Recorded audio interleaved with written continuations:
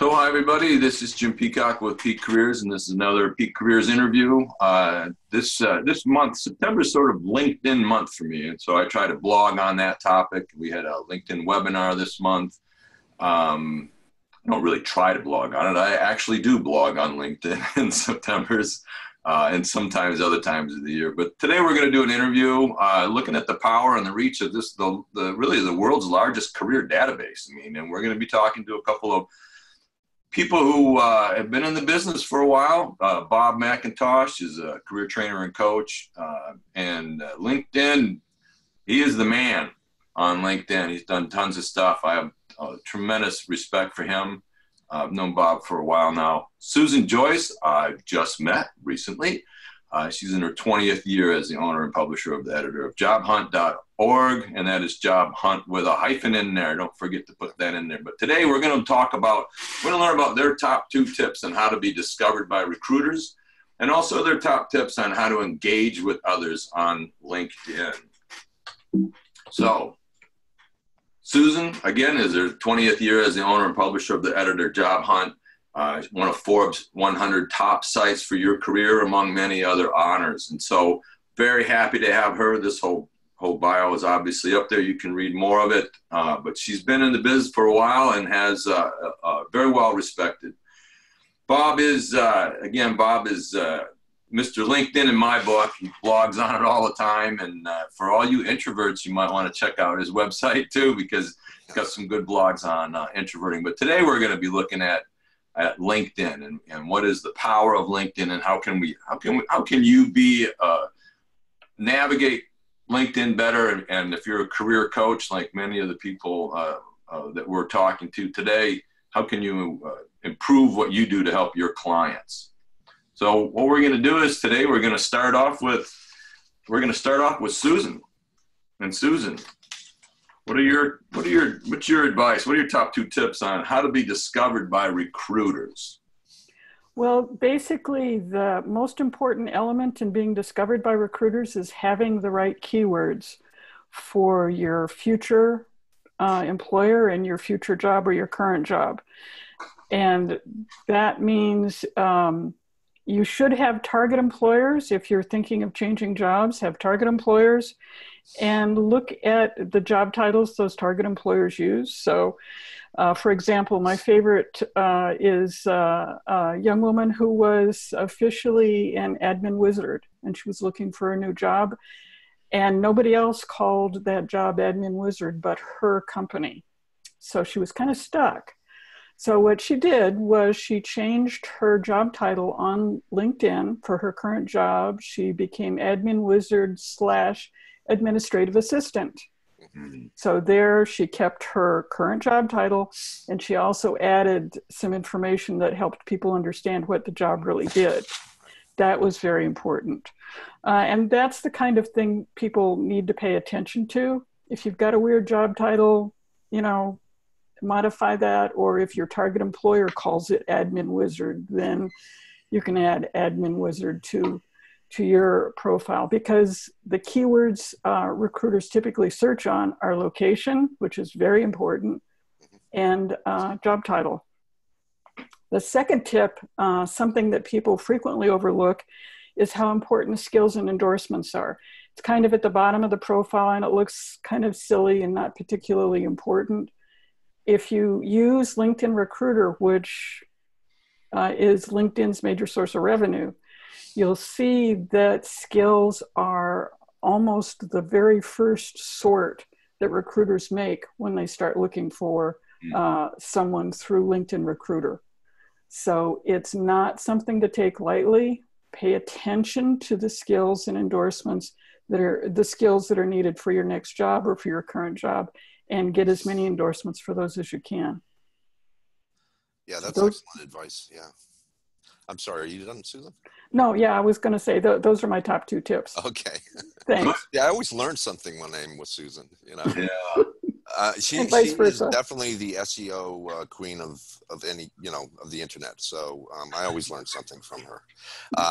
Yeah, so, the keywords, definitely, I agree. And, where they're placed, I think the headline and the job titles are perhaps weighed the heaviest. I do want to warn people, though, against keyword dumping. In other words, LinkedIn may consider that spam. So you want to be careful about that. So in addition to that, I would say, this sounds very basic, but I would say reach out to reach out to recruiters rather, or employers as well. Reach out to the recruiters who are in your industry, even in verticals, like for instance, an accountant can basically work in any industry. So that person should reach out to recruiters in manufacturing, high tech, whereas a software engineer, however, that, his or her skills have to be very specific. So that wouldn't quite work. But, reaching out to recruiters in your industry is, may sound very basic in terms of information, but, that's my number one top tip. And another tip is that, if you haven't turned on career interest on your dashboard, I would do that. That will attract recruiters who are using the recruiter package, as Susan mentioned, very expensive and LinkedIn's main source of revenue. That will attract recruiters to you if you're looking for work. So, you're going to have to provide some information once you've done that, but have that clicked on, and, those are my tips. And then, what we're going to talk about later on is being visible on LinkedIn. And I'm really, really going to stress engagement rather than activity. So, with that next question in mind, that's what I'm going to address. I think, to Susan's point about what the industry you're in, the company that you're going to, what is the language that they're using is so important, and I think about educate, train, and teach. They're all the same thing. Yeah. But if my company is using the word training, and on your LinkedIn profile it says education or educate or teach, then you're going to get missed, Yeah. And so that, when we talk about keywords, the evidence is there. Right. The information is actually there. I mean, it's in the job description, and if they're using certain words, that means something. Somebody wrote that job description, and they wrote it with from their perspective, and they're using their words. So it's not, so you can say all you want about ATS systems and SEO. Bottom line is some human being wrote that text, Sure. And they use the words that are important to them. And so I just think that's so important. And it's really not hard to do. This doesn't take a lot of time, but clients need to go off and spend a little bit of time looking at that. What are the words? Sure. I'll use a lot of times I recommend taking those job descriptions and then putting them into a word cloud, because then all the words that are repeated over and over are the biggest words. Yeah, that's how you can discover which keywords are pertinent. But LinkedIn, the profile is a very, in my mind, generic form of the resume. I love the profile, but you really have to load it with more information than you do your resume. Your resume has to be absolutely tailored, right, Susan? Tailored to each and every job to which you apply. So, like Jim says, you got to get a good understanding of which keywords are necessary. Can I add one more thing about the keywords, in that if you have the option to try LinkedIn's premium account, I would suggest business, because it's free and it also includes the career component of it. You will see when you apply for jobs which of the skills you have employers need, and also which of the skills you don't have, or you just don't have on your profile. And if it's like, oh gosh, I forgot, that I know, that I've trained others, and training is not even on my profile, then that's what you're going to have to do. You're going to have to make sure words like training, train, trained are on your profile. Right. And to get a little bit to the point about picking the right keywords, I was working with a job seeker the other day, and in real estate, and he had in his resume that he sold homes and businesses, and it turned out that the terms used most likely by his target employers were residential and commercial, not homes and business. Right, So he had the wrong, he meant the same thing, but he used the wrong terms. So he was invisible. Exactly. That's a great example, Susan, and really demonstrates the importance of knowing what words are in that are being used out there, and then weaving them in. So it doesn't mean that every time you apply to a job that you're going to go back and like totally blow up your LinkedIn profile. Your LinkedIn profile is bigger than your resume, and it's got to cover lots of different stuff. But you just want to be thoughtful about that, right? You want to stop and go, what am I applying to? What are they looking for? And do I have that stuff on my resume? And do I have that stuff, in my LinkedIn profile? Exactly. Yeah.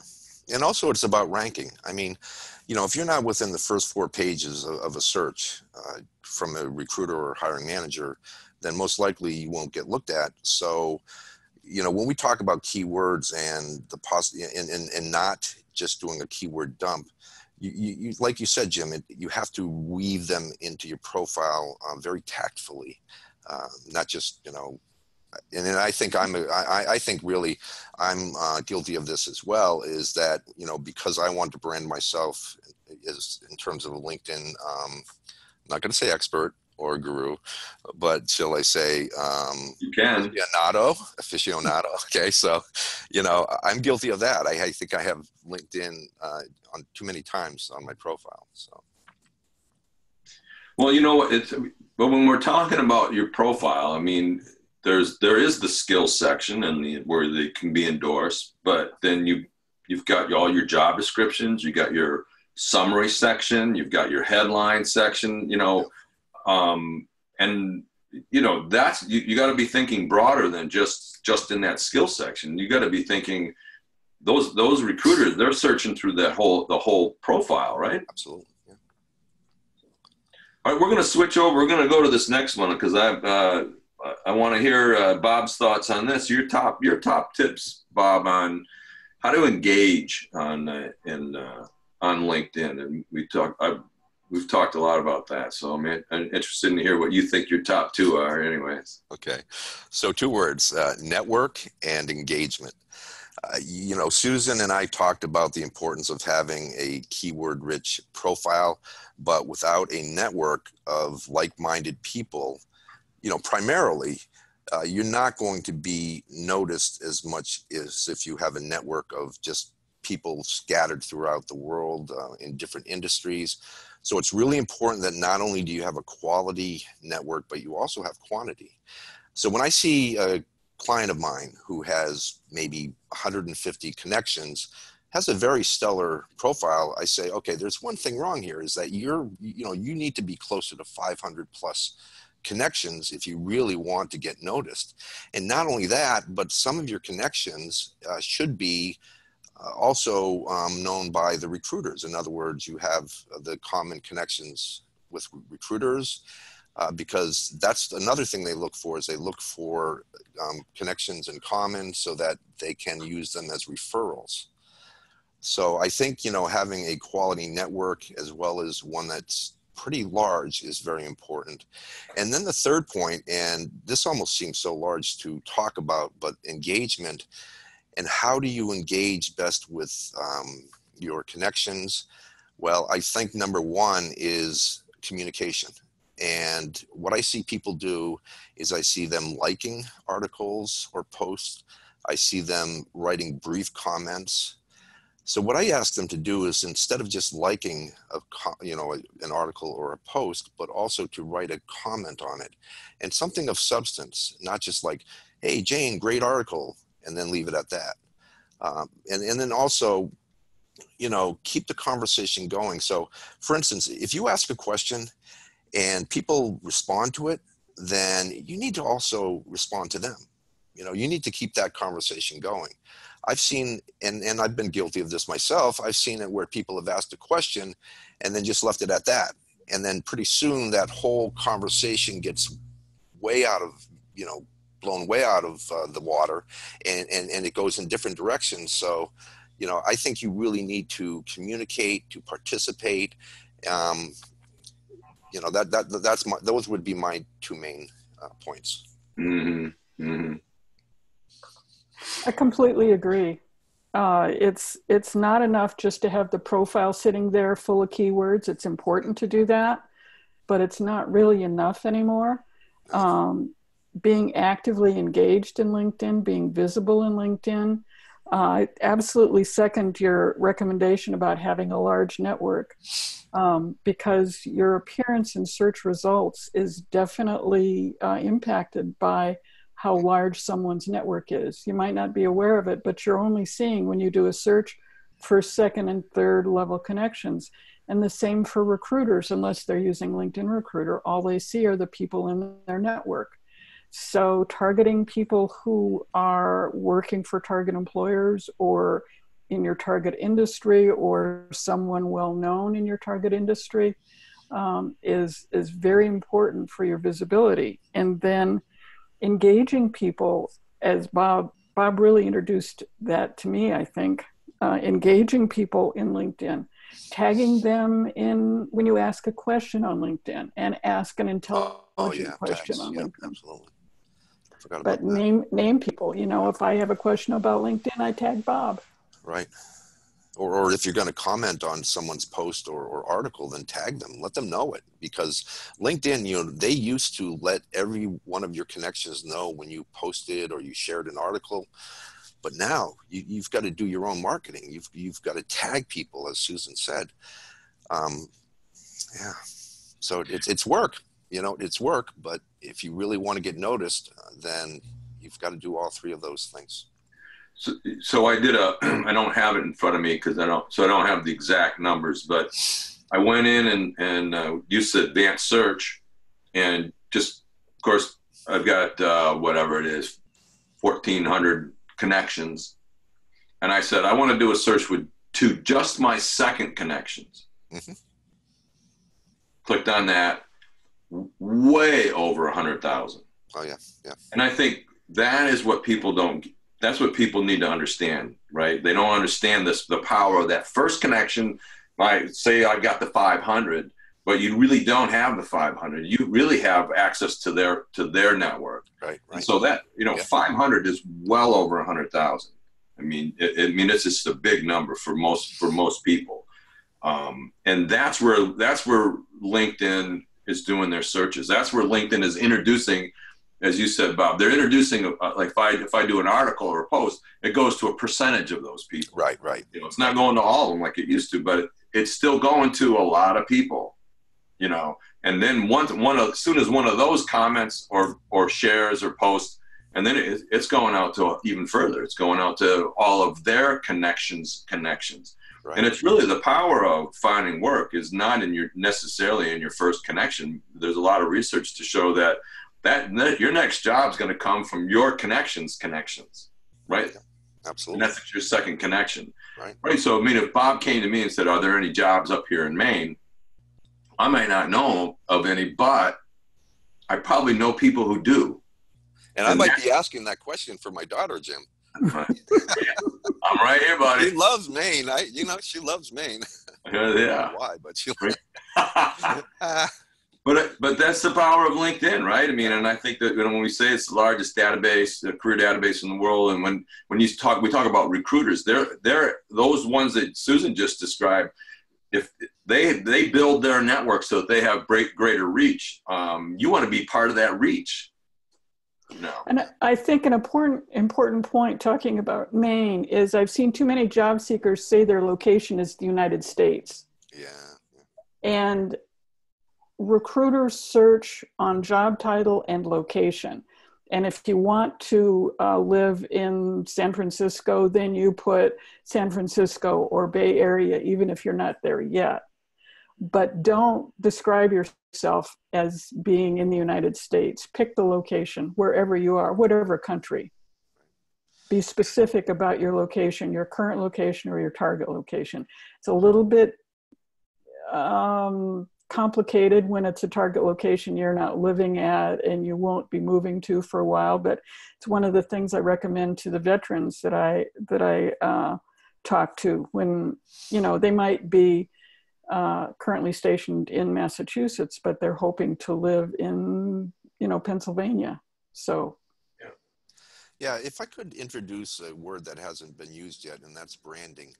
And to Susan's point about listing a location where you would like to end up, that's part of branding, as well as the words that you use on your profile. And now I told you I use LinkedIn a lot on my profile, and that's because I want to be branded as such. I'm a workshop facilitator and career advisor, but I also want to be known as a LinkedIn trainer. So yeah, I'm going to have trainer, LinkedIn on my profile pretty often. The people who you are networked with, that's also branding. So, I'm fortunate to be networked with both of you, people like Hannah Morgan and Sabrina Woods, and people, who I have great respect for. That's part of branding as well. And then, of course, what you write and what you curate on LinkedIn is part of branding. And, I got to say that I'm quite jealous that Job Hunt with the hyphen.org gets a lot of SEO. So, that's her, Susan, my gosh, you've done such a great job of branding. I am truly envious. But Bob, not every, we talk about engagement, but I have a lot of clients. They're not going to write their own stuff. No. And so I think for a lot, and when I first came on LinkedIn, I was trying to figure it out, right? I'm out to just watching what's going on and kind of go, all right, how does this really work? What are some things that these newbies, people who are new to LinkedIn, what can we get? What kind of tips can we give them to engage? I mean, you sort of said it. You like or make a comment, but it's really hard for some people to do that. Any tips from either of you on that one? That's a tough one. It is a tough one. That's an interview in itself. How do you, particularly people who have been out of work, who are out of work for the first time and are sort of behind the eight ball, because Susan mentioned the importance of skills and endorsements. Well, they don't have endorsements yet. And to get endorsements, you have to endorse others. I mean, you really have to be proactive. Some people will ask me, well, should I ask for endorsements? And my, instinct is to say no. I don't know what you think about that.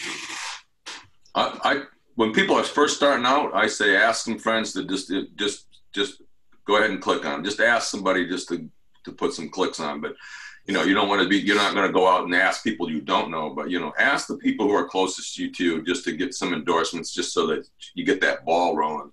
But my other advice is for some of these people is you know what, you don't have to eat the whole elephant today. That's not a mainism, that's a Jimism. Yeah. But it's 15 minutes a day you can make a huge dent in LinkedIn. 15 minutes I can spend one day and just go out and look at adding some people in the network, requesting some connections. 15 minutes on Tuesday I could go and say, I would love to talk to Susan Joyce, and I could go in and say, hey, let's get together. Let's do an interview, Susan. You've just come up with like 2 different interviews already. So you got 15. So it doesn't have to be a huge thing. So for me, part of engagement, I've been using relationship building when we talk about networking, and I think if people got to get in their heads is that you need to expand your contact numbers, and you can do it in little bits and pieces, and that's still showing some action and showing some engagement. You can like every 15, 20 minutes a day. You can go in and like or share some articles, and you might not want to write an article, but like it and share them and comment on when appropriate. That makes a big difference. I would add one more point, and that is one of the things that people forget to do is they forget to put in contact information in their LinkedIn profile. Oh, yes. And if a recruiter finds you and they love you, you've got a great profile, they really want to reach out to you, and you don't have any contact information in your LinkedIn profile, they're stuck. They can either send you an in-mail, which they don't expect you're going to respond to, or they can move on. Yeah. That's and like what I recommend to people, because we get so many spam messages and spam phone calls, is I recommend Gmail and Google Voice. Now, I wish I had stock in Google and they paid me to say this. I don't. But Google Voice is wonderful. It can convert, it will accept messages. It can convert them into email and send them to you in an email, or it can forward them to a different number. So you're keeping your real phone number private, but you're reachable. And that's so important for recruiters. People are losing a lot of opportunities because recruiters find them and can't contact them. You know, that could be one of the biggest takeaways today. I'm seriously, so whenever I look at people's profiles, they don't even have their email address in their summary. They don't even have it in their contact info. They don't even know where their contact. Wow, you hit it, Susan. Definitely. Yeah. Thanks, Bob. Yeah, that is huge. I mean, and I know there were times I was trying to reach out to another career practitioner or somebody I wanted to talk to, could not find a way to get a hold of them. Couldn't find a way. Right. And so recruiters, they're just going to give up. They're not going to spend the time. Because they have to fill a position yesterday. They're not going to go hunting for you. No. So, any other final thoughts? This has been great, and again, in my goal of trying to keep this to about 25 minutes or under. Other final thoughts? That's a good one to wrap up on for sure. But. Well, my thought now is that I'm going to leave this interview with you and Susan thinking, why the hell didn't I say something else? This is just a very, and to me, because I'm really a LinkedIn addict. That's what I should say. Excuse me. But to me, I could talk about LinkedIn all day. So. Well, we will talk about Darn it again. You. We will talk about it again. Don't you worry. Yeah, the whole elephant, right? We're going to eat that whole thing eventually, buddy. Yeah. So, for me, one of the things that I do is I do try to look at LinkedIn in the 15 minutes a day. I mean, I'm really not on a lot. I probably am. When I blog, I'm on a lot more. When I push a blog out, that day I'm on a lot throughout the day because I do want to react to comments and see what's going on.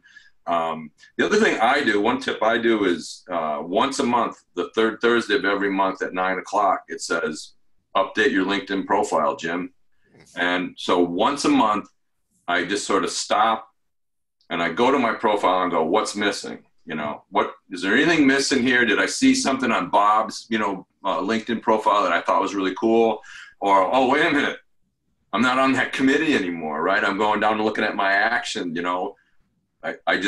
I didn't renew a membership to one of my professional associations this year, and I'm not going to.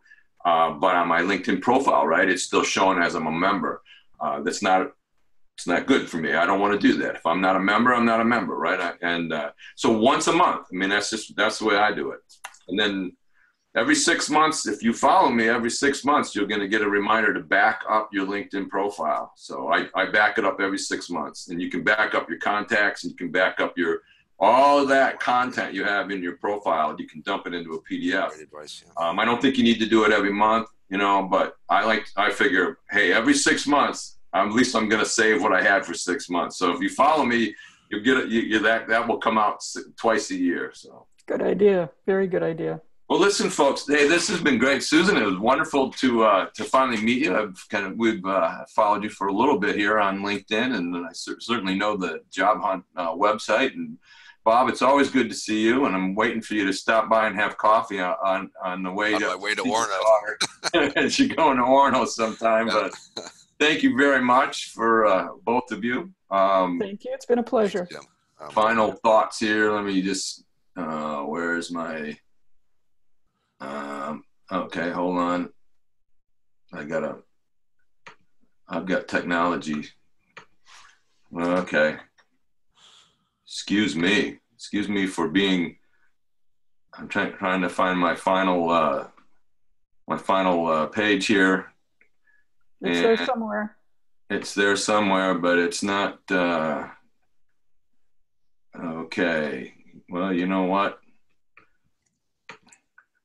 Guess what? I'm not going to pull it up. I'm not going to take the time to do it. I'm just going to tell you. So I'll put it up. I'll try to make sure it's up on the YouTube channel. But I'm Jim Peacock with Peak Careers Consulting. I really started my business teaching the Facilitating Career Development course. I've been doing that since 2001.